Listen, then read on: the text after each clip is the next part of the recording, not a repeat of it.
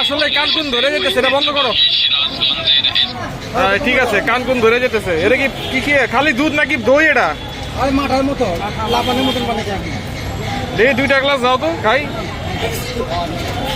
আমার একটা দিও মাথার একটা মাঠা দুটো লেবুটা চুলি বানাই খাওয়া যাবো না।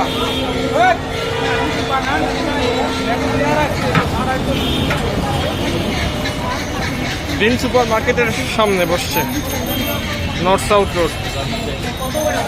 30 টাকা 30।